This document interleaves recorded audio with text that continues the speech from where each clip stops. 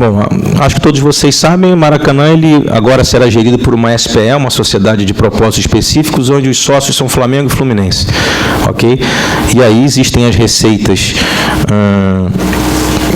da própria SPE, ou seja, o faturamento, o pagamento do aluguel, enfim, tudo isso vai para dentro dessa empresa que faz a gestão do Maracanã. Ela tem um conselho de administração nomeado pelos dois clubes, né? O Fluminense nomeou 3 pessoas, o Flamengo nomeou 3 pessoas para esse conselho de administração, e essa empresa terá também mais 3 profissionais indicados pelos clubes também, que cuidarão da parte administrativa, financeira e de marketing. O conselho de administração é não remunerado e esses outros 3 profissionais são remunerados pela própria SPE, não pelos clubes. A gente está assinando agora no início da semana, ela passa a vigorar no início da semana, e as receitas de dia de jogo são de cada clube, que a gente chama de match day.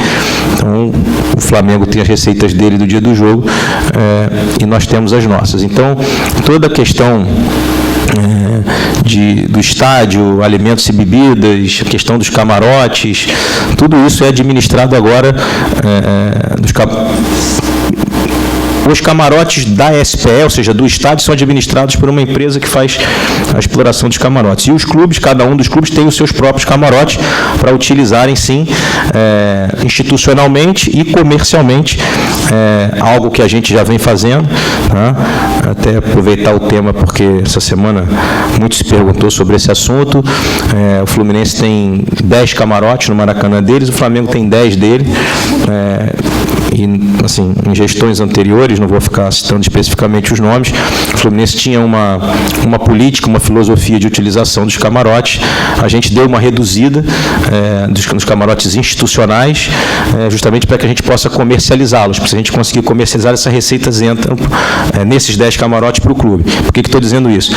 Porque numa dessas negociações, por exemplo, que a gente está bem adiantado, de um dos patrocinadores para a camisa, a gente utilizará comercialmente, englobando no patrocínio, ou seja, será o patrocínio mais a venda do camarote. A gente não estará entregando o camarote pelo patrocínio, e sim também vendendo para o patrocinador um camarote. Como faremos ainda, tem sido muito me perguntado sobre isso, será utilizado, por exemplo, com relação aos programas de sócio-futebol também, só que nós ainda não desenvolvemos o nosso programa de sócio-futebol novo, faz parte também do nosso novo programa de sócio-futebol a utilização desses camarotes para alguns programas de sócio um pouco mais VIP, enfim, para que possam ter essa utilização, e, obviamente, a gente continua tentando comercializar os nossos camarotes, porque a gente precisa de receita, o clube precisa de receita. E temos apenas uma dificuldade.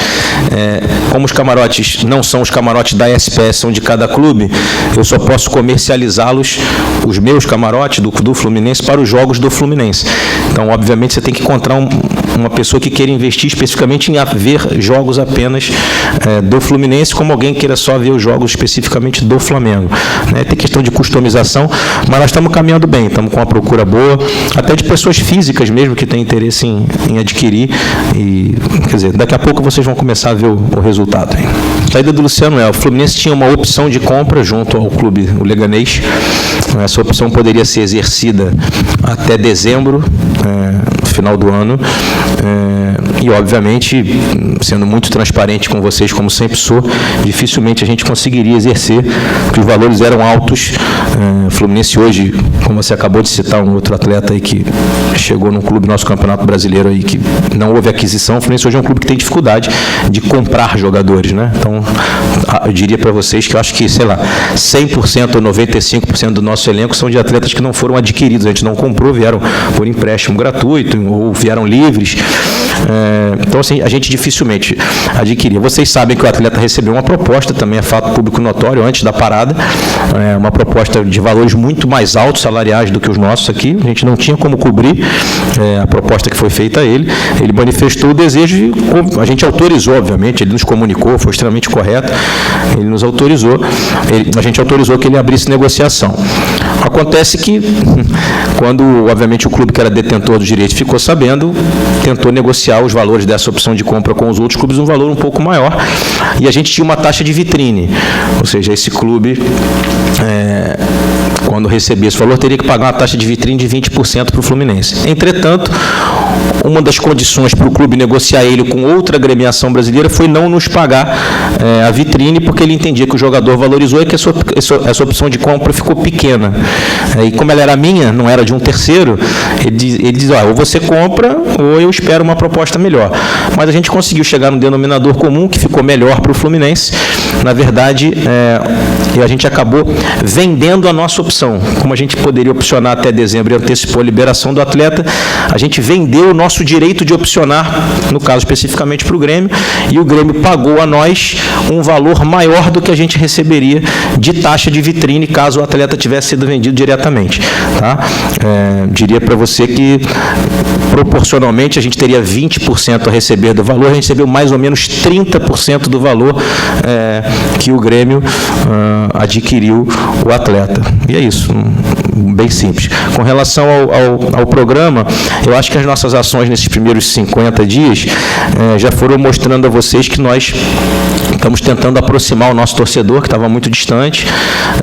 Aquela ação, por exemplo, do jogo nas Laranjeiras ser transmitido no telão, né, foi uma ação que mostra que a gente vem tentando reaproximar. Nós fizemos vários sócios de futebol novos ali. Eu abri o clube agora, dia 28, para visitação de pessoas que não são sócias do Fluminense. O ingresso era de R$10 e ganhava um brinde, quer dizer, na verdade, ou era um quilo de alimento não perecível, ou ganhava um copo institucional, R$10, e podia visitar o clube para o cara poder conhecer o clube, visitar e tirar foto na sala de troféu. Tinha uma grande visitação lá também. Tivemos o treino aberto, onde a gente dividiu em sócios e não sócios, e é importante que os torcedores entendam que são ações de marketing e que, com o tempo, você poderá participar delas sendo sócio futebol. Quando a questão do menino que a gente levou, que a gente também vai implementar isso, na verdade foi o filho do Paulo Júlio, que foi comigo no ônibus. Essa vai ser uma das ações que a gente vai ter para os sócios mirins, poderem ir com o time. Assim, o plano é muito grande, a gente vai, no dia que a gente apresentar, a gente vai apresentar para vocês também, mas a gente está abrindo as portas do clube como se fosse uma degustação, assim, para o torcedor entender. Tem 2 dados importantes para vocês, não são dados, na minha opinião, que são do tamanho do Fluminense, a gente precisa melhorar muito, mas são 2 dados significativos. Desde que a gente assumiu o clube, eu e o Celso, nós tivemos 3.000 novos sócios no clube, já entraram 3.000 sócios novos, entre sócio futebol, contribuinte e proprietário. E no jogo do Penharol, foi o recorde nosso histórico de sócios de futebol dentro do estádio, né? Foi a maior quantidade. E por que eu digo que não são números?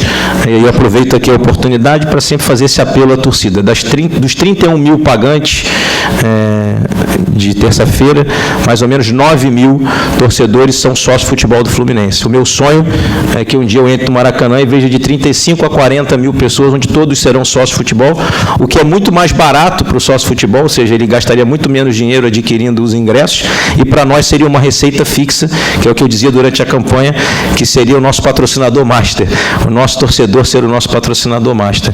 Então, mas nós ficamos felizes, assim, na verdade não é uma lamentação, é uma alegria de dizer que vem crescendo desde a hora que a gente chegou, porque eu acho que a torcida está entendendo que a gente está abrindo as portas cada vez mais, fizemos o pacote de 5 jogos, enfim, e vamos seguir fazendo coisas nesse sentido, porque não há outro caminho, né? O Fluminense é a sua torcida, o Fluminense precisa da sua torcida, né?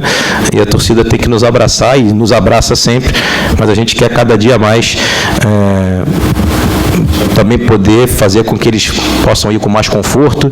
A gente botou um ponto de venda na quadra da Vila Isabel no dia do jogo, próximo ao Maracanã. Conseguimos, junto à Conmebol, abrir uma bilheteria, né? Aqui aproveitar, parabenizar a nossa equipe de arenas e de marketing, que foi fantástica nisso, lutou para burro e conseguiu essas 2 situações, né? E a gente vai sempre tentar melhorar, óbvio que com erros e acertos. Eu continuo recebendo, às vezes, WhatsApps e reclamações no meu e-mail de que as coisas não estão funcionando exatamente como as pessoas queriam, mas a gente vai estar sempre admitindo os problemas e tentando resolver.